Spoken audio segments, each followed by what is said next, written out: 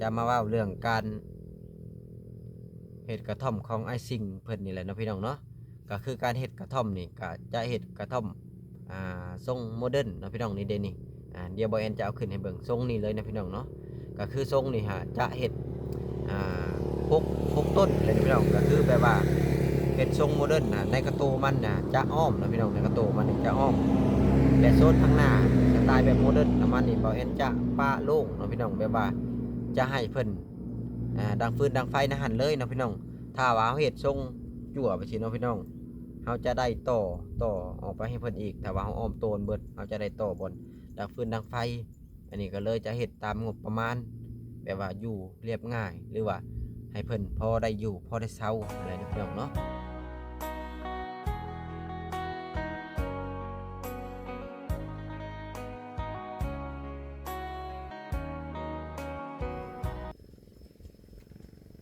สบายดีสวัสดีพ่อแม่พี่น้อง FC เบิดสุขุสู่คนว่าจะเป็นฝั่งไทยฝั่งลาวหรือว่าสิเป็นทางต่างประเทศก็ยินดีต้อนรับเข้าสู่ช่อง YouTube บ่าวแอนชาแนลอีกแล้วเนาะพี่น้องเนาะก็คือบ่าวแอนนี่จะเฮ็ดเป็นช่องเนาะพี่น้องเนาะช่องหนึ่งกับบ่าวแอนสตูดิโออีกช่องกับบ่าวแอนชาแนลเนาะจะได้กับฝากพ่อแม่พี่น้อง FC เบิดสุขุสู่คนเข้าไปกดติดตามทางช่องบ่าวแอนเด้อพี่น้องเอ้ยซึ่งแม่นว่าเปิดภาพมาตอนนี้ก็ยังอยู่ดินดอนตอนหญ้าของบ่าวซิงเพิ่นอีกคือเก่านะพี่น้องเนาะก็บ่ฮู้ว่าได้ยินหรือบ่นะพี่น้องเพราะว่าบ่าวแอนน่ะบ่มีไมค์นะพี่น้องไมค์บ่าวแอนตายแล้วเพราะว่าบ่าวแอนซื้อ600 บาทนะพี่น้องมันก็บ่ค่อยดีปานใดให้แหละมันก็เลยตายถ้าว่าสิซื้อราคาแพงก็เว้าเรื่องเงินเรื่องคำอะไรนะพี่น้องก็เลยปัจจุบันนี้ถ่ายคลิปก็เลยบ่ได้ใช้ไมค์เนาะ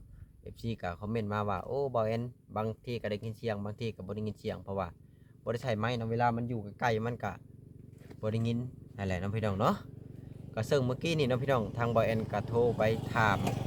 เจ้าของที่เนาะเจ้าของที่คนที่ขายดินให้บ่าวซิงนั่นแหละ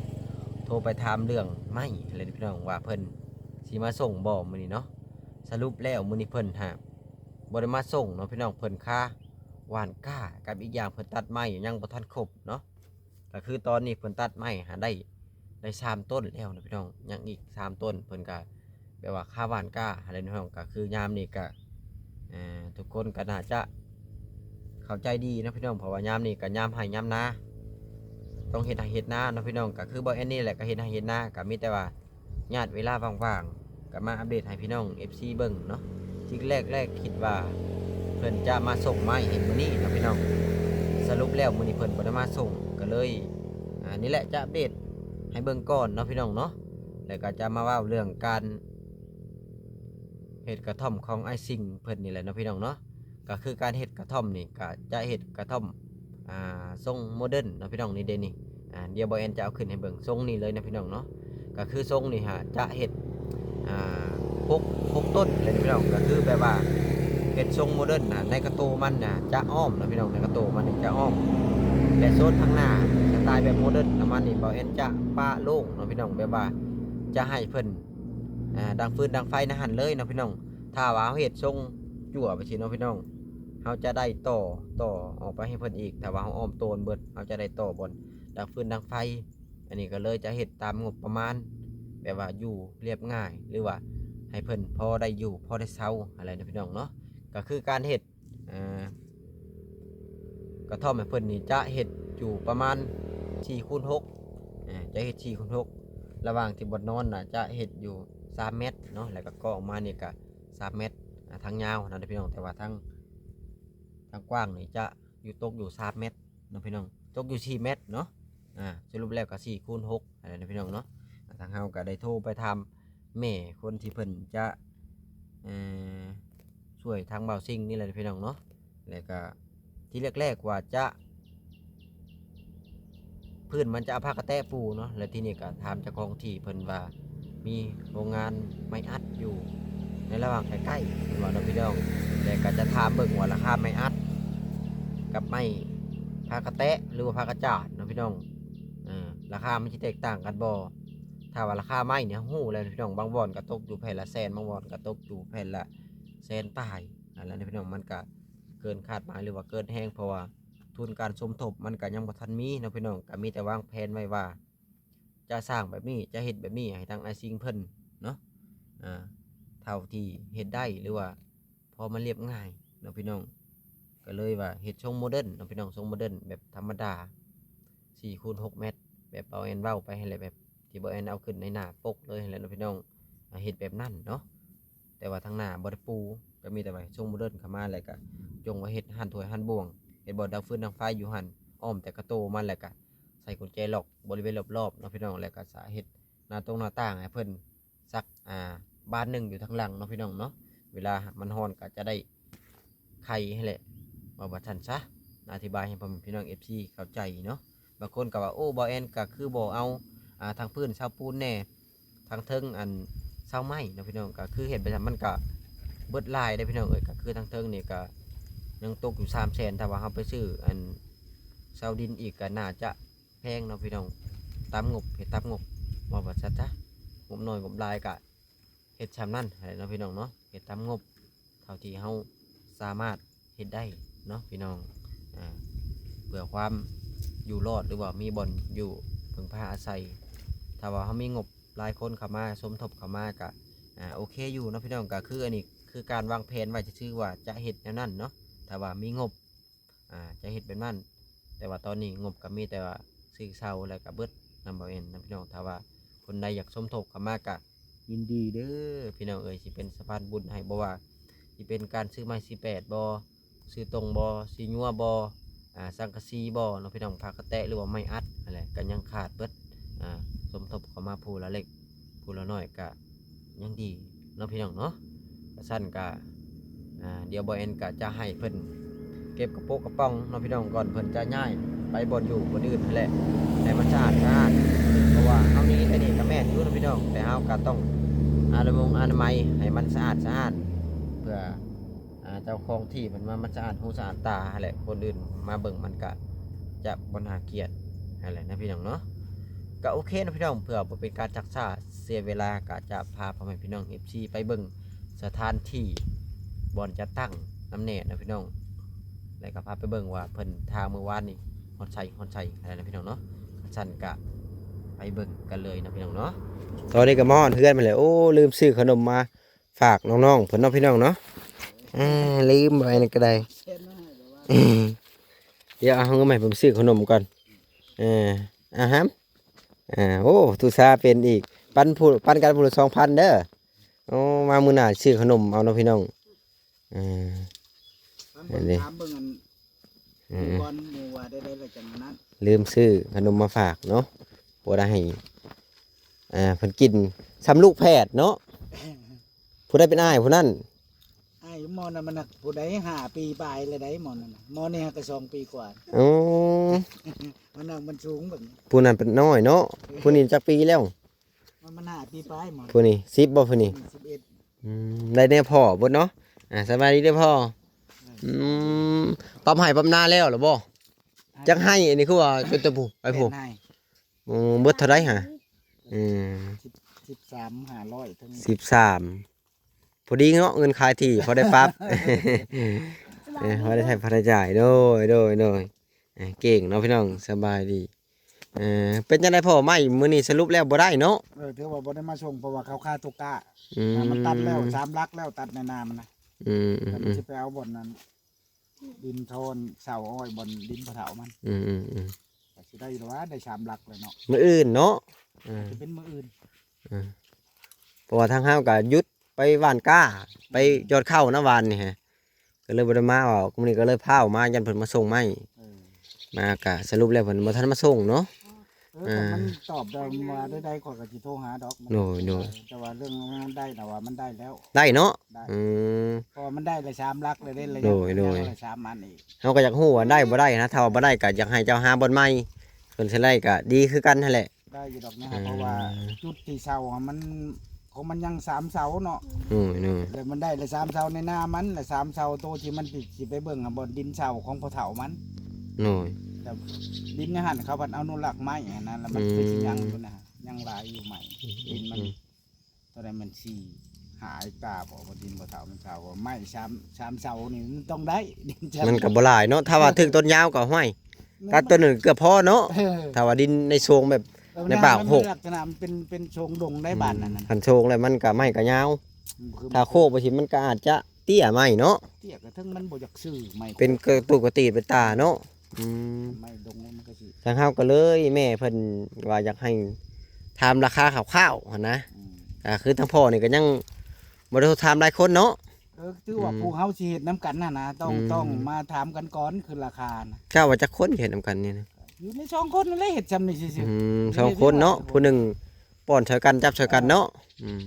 ก็คือการเฮ็ดกับประมาณ4x6เนาะ ๆแต่ว่าตัวที่เป็นนั่นน่ะบ่อนนอนน่ะมันอยู่ใน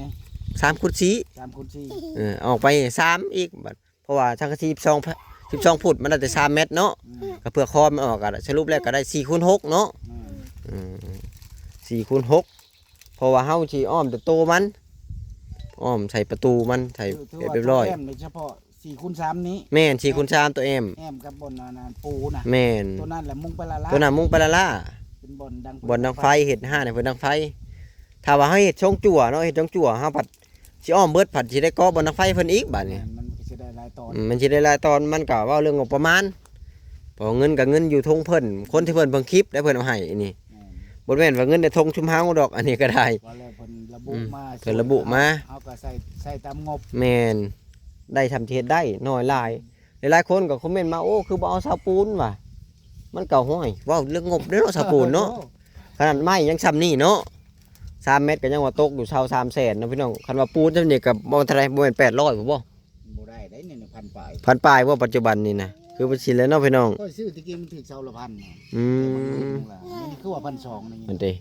คือว่าซั่นแหละอันนี้ก็เฮ็ดตามงบหลายๆคนก็เฮ็ดเฮือนปอกเฮือนปูนก็โอ้เพื่อจะได้เฮือนปูนหลังหนึงก็เนาะเพราะเรื่องเงินค้ำ ในซ้ำห้องน้ำนี่จะไล่มึงเนาะ ซ้ำห้องน้ำนี่คือยกตัวอย่างบ่แซนเฮ็ดให้พอตู้บ้านนาซายเนาะค่าสู้อุปกรณ์นั้นยังเบิด9ล้านเลย กันห้องน้ำได้ ค่าจ้างสร้างอีกค่าซื้อไม้อีกต่างหากได้น่ะก็รวมๆแล้วก็เบิด10กว่าล้านผู้ ถือว่า20,000กว่า แม่นและขนาดน้อยๆได้น่ะ อันนั้นแหละห้องน้ำคือนั่นแหละคันว่ามันเป็นเฮือนนี่ก็ จะทำไรเนาะ สิใหญ่ลื่นสมมุติว่า สมมุติว่าเป็นห้องบนทนน่ะ4คูณ3นี่อันนั้นมันกันห้องน้ำนี่ประมาณอยู่2เมตรคูณเมตรปลายบ่ แม่นบางทีก็2 เมตรคูณเมตร50ประมาณนี้แหละ นี่แหละคันห้องน้ำ ห้องน้ำ มันยังเบิดซ้ำนะ ยังเบิดซ้ำนั้นเว้าเรื่องบล็อกก็เบิดหลายเติบโยกยังได้ก็เบิดแล้ว600นะ 300เพิ่นว่าเพิ่นเฮ็ดเบิด300เพิ่นก็เฮ็ดจำ300ก็ ถือว่า มันก็บ่สูง บ่สูงหรือว่าบ่กว้าง ถ้าเฮ็ดเป็นเฮือนไปสิก็โอ้ย1,000กว่าก้อน 2,000 3,000เนาะ สมมุติว่าเฮาเฮ็ดเป็นนั่นน่ะสมมุติว่าเฮ็ดปูนน่ะถ้าว่าเฮาเฮ็ดปูนเป็นโมเดิร์นสมมุติว่ามันอ้อมถ้าเอาแต่ห้องมันนี่4คูณ3ก็คูณเอาแล้วมันสูงเท่าใดมันออกมา มันก็ออกมาแล้วแต่ก่อนเนาะ แต่มันโตนสมมุติบนโมเดิร์นมันก็ได้เทอีกแม่นบ่ แม่นและ มันสิก็ออกมาไปวิธีครับมันก็สิบ่เป็นนั่นน่ะ แม่นอันนี้เฮาก็เฮ็ดให้เพิ่นพอได้อยู่พอได้เซาแบบว่าก็ญาติเพิ่นบ่มั่นคงหันนะว่าง่ายๆครับบางทีเพิ่นนี่บ่ปรับอะไรทั้งแม่เพิ่นก็ยกตัวอย่างว่าถ้าเพิ่นอยู่บ่ได้เพิ่นก็สมมุติว่ามีครอบครัวคนทุกข์ยากเพิ่นก็จะหามาอยู่บ่ได้คนที่บ่มีอันบ่อยู่บนเสาแบบนั้น ค่อยว่าเบิ่งนี่สิบ่ไปใช่ดอก เพอเป็นพื้นที่ของเพิ่นเนาะ มันมาเนี่ยมันจักปีได้4 ปีเนี่ยมันบ่เคยหนีออกแต่นี่บ่สนนั่นมันก็บ่ไปบ้านอันนี้มันอยู่แต่ในโครงเข่งนี่เขาว่ามันบ่ไปใส่ ถ้าได้บ่อยู่สิให้บ่ไปเลยเนาะ กลายแต่ว่ามันนั่นจักแลมีสิผู้เอาอุปการะมันแบบเอามันไปอีกครับ เอาไปอยู่บนอื่นเนาะ กันว่าด้วยแต่มันไปเองเขาว่าเป็นไปบ่ได้ว่ามันไป เพิ่นบ่ไปเนาะ มันไปแล้วซ้ำนี่น่ะคน4 ปีอยู่จนอยู่แต่น้ำป่ามันยังอยู่แต่ในขอบเขตนี่ เพิ่นย่างจักจุดแล้ว 3-4 จุดบ่ ห้อยหลายจุดเติมแล้วจะเกิดตะกี้ก็ไปอยู่ชนพุ่น ป่าพุ่นนะอยู่ชนป่าโน่นนั่นแหละก็มาบอลข่อยเอารถมาบุกเบิกในบอนดินภาคทางในบอนเขาจะเฮ็ดจัดสรรแล้วมันก็ล่มเลิกไปก็อยู่ในห่มมันปกบกใหญ่หัน อืม ต่อมาแล้วก็ไปอยู่พุ่นส่วนนาแบบว่าเห็นเทียงเห็นตูบในใจเราบนคนบ่อยู่แล้วเราไปนอน อยู่หันกับปีหนึ่งบ่อยู่ในทิศแคมดงบนเขาสิเบิกอ้อย แต่ต่อมาบัดเท่านี้มาปลูกอันนี้มันแล้วมาอยู่นี่แล้วบัด เดี๋ยวมาดูบัดนี้เราบ่ให้อยู่มันก็ย้ายไปนี้แล้วก็อยู่น้ำป่าน้ำบ่นี่แน่อยู่หั่นแน่ตะกี้นี่บ่ทันบุกเบิกมันมีโฮมไม้ใหญ่นะมันก็อยู่ในหัน อยู่หันเนาะ อยู่เทิงบ่โตนั่นพวกอ้อยมาบุกเบิกมัน ไปดีบ่แอนดูลูก แล้วก็เลยมันก็ย้ายไปย้ายมาว่าง่ายว่าบ่อนใดทีคนบ่เที่ยวหามันดุเลยถือว่าอยู่ได้ ก็เลยอยู่ได้เนาะ คันว่าคนนั่นมาคือเจ้าของเขามาเรื่อยเลยเขาก็สิให้มันบ่รู้ได้นะน้องไปบัดนี้ดินตอนนี้ก็ตะกี้ก็ออกมาดุเนี่ยนี่ก็เขาบ่ได้ออกมา ดี จะ ดี ไป เด้ ได้ อเลย มันก็มาอยู่หันบ่ว่าง่ายว่าบ่มีไผให้แล้วมันอยู่น่ะ อยู่เนาะแต่เพิ่นก็เอาชีวิตรอดเนาะเพราะเพิ่นกินข้าวได้เนาะถ้ากินนี่ใส่ ไปเรื่องเถื่อกับมือกินมือบ่เรื่องเถื่อกับแบบผู้ใดอีต้นเนี่ยผัดปั้นให้เรื่องเถื่อกับคุดจิรอจินายไปผัด ไปแลกเนาะไปขายเนาะ ไปขายเรื่องเถื่อผู้ พูดกับปูไปขายเนาะ ผัดเอาให้อีต้นนั่นน่ะกินมือ อดมือเนาะ มื้อเลยเรื่องเถื่อกับมือหนึ่งกับบ่ได้กินกับบ่ฮู้ มือ แล้ว พวก มันก็บ่จับไปแล้วไผก็ชีวิตครอบครัวไผมันก็บ่ว่าสินั่นพ่อสิเพิ่ง พอสิเอาเพิ่นมาเลี้ยงได้เนาะ แม่น เฮาก็พอได้แต่ซำนี้พอได้อยู่พอได้กินว่าไปซั่นซะคันจะเอาเพิ่นมาอุปถัมภ์มันก็ยากคั่นแหละเนาะเฮาก็พอได้แต่ซำนี้ก็เลยมาถามเบิ่งเนาะสรุปแล้วไม่มื้อนี้ฮะเพิ่นบ่ได้มาส่งเนาะ แม่น เพราะว่าทั้งข่อยกับบางทีออกไปข้างนอกแล้วยันมันมาบ่ถึกหั้นนะก็เฮาฮู้จักว่าเพิ่นบ่ได้มาส่งก็ ก็บ่เป็นหยังดอกสมมุติว่ามันมาก่อนเนาะมาก่อนก็เขาว่านั่นก็มือใหม่ก็มันมาเอาก็ได้ โทรเพิ่นมาเอาเนาะ ก็บ่มาเอาเฮาสิปะแม่นบ่ก็บอกมันว่าปะน้ำพนนั้นพนนี้เท่านั้นเท่านี้เด้อบ างทีเพิ่นมาส่งแล้วเพิ่นจะได้เงินไปใช้เงินใช้คำหั่นนะ ก็เลยคิดว่าโอ้ เรื่องมันบ่ประสบก็สิเนาะเรื่องการนัดหมายก็พูดน่ะบอกมันก่อนมื้อนั้นเด้อประมาณบ่ายเฮายังว่าสิมาจ่ายทันสมมุติว่าเจ้าผัดบ่แม่นเวียกเดียว แม่นแล้วปุดหันปุดนี้ เรื่องเถิกไปบ่อนหันมันบ่ได้อึดแต่บ่อนช้อยเนาะ แม่น เกิดว่า ไปทางพุ่นไกลแล้วบัดนี้สิลบ ที่แรกมาพี่เนาะ มันบ่ดึกแล้วเวียกมัน ก็เลยมาท่าเพิ่นได้นี่ เลยโทรถามทางพ่อเพิ่นเพิ่นบ่ได้มาก็เฮาก็ฮู้จักเนาะสมมุติเฮาสิไปทางอื่นเฮาก็ไปบัดนี้คือว่าสิแหละเนาะก็ประมาณนี้เนาะพี่น้องสำหรับคลิปนี้ก็บ่ได้มีหยังหลายก็แวะเวียนเข้ามาอัปเดตทางน้องๆบ่ได้กินข้าวพุ่นกับปูปลาซิว กินได้บ่อย เอิ้นปลาลุมมากินข้าวแน่เอิ้นเป็นบ่ กินข้าวว่าลุง น้องพี่น้องเนาะประมาณนี้เนาะพี่น้องสำหรับคลิปนี้ก็บ่มีหยังหลายก็ถ้าซุมบ่แซนเพิ่นเอาเครื่องเอาของมาก่อนปู้น้องปลาก็ยั่งอีหลี